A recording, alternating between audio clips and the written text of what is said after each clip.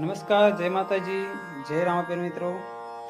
એકવાર ફરીથી સ્વાગત છે તમારું અમારી YouTube channel Gujarati harmonium class પર મિત્રો. તો આજે જે મિત્રો વિડીયો લઈને આવ્યો છું તે છે રામદેવજી મહારાજના આખ્યાનમાં આવતું ગીત છે મિત્રો. અને એના બોલ છે મિત્રો, બન્યા 5 વર્ષના બાળ મારે જવું અજમલની દરબાર છે મિત્રો. રામદેવજી મહારાજ કૃષ્ણ અવતારમાંથી જે 5 વર્ષના બાળ બની અને અજમલ રાજાને દ્વાર જાય છે ત્યારે જે આખ્યાનમાં ગવાતું ગીત જે છે મિત્રો એનું નોટેશન લઈને આવ્યો છું મિત્રો. અને મિત્રો રામદેવજી મહારાજના આખ્યાનમાં ગવાતા જે ગીતો છે એ શીખવા માટે મિત્રો અમારી ચેનલ પર 3-4 વિડીયો મેં અપલોડ કરેલા છે મિત્રો. અને આખ્યાનમાં ગવાતા હજી આગળના સમયમાં વિડીયો હું મૂકવાનો છું.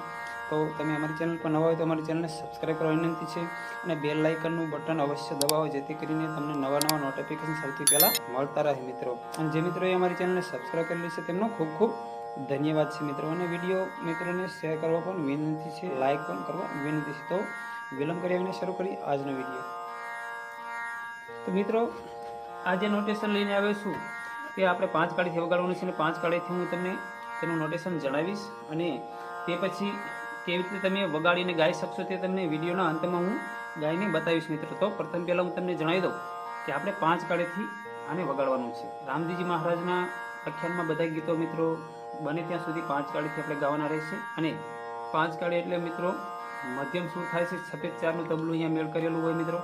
તો સ એટલે સળજ, રે એટલે રેસાબ, ગ એટલે ગંધાર અને મ એટલે મધ્યમ સુર ઉપરથી મિત્રો. એટલે કે 5 કાળી આમ ગણે તો હાર્મોનિયમમાં 1, 2, 3, 4 ને 5 કાળી મિત્રો થાય. સાદું હાર્મોનિયમ હોય મિત્રો તો તમારે અહીંયા 5 કાળી થાય છે. અને તમારે સ્કેલ હાર્મોનિયમ અથવા તો ડબલનું હાર્મોનિયમ હોય તો મિત્રો તમારે અહીંયા 5 કાળીથી વગાડવાનું રહેશે મિત્રો. તો તેની સરગમની લાઈન કઈ રહેશે મિત્રો તમને પ્રથમ પહેલાં એ જણાવી દઈશ.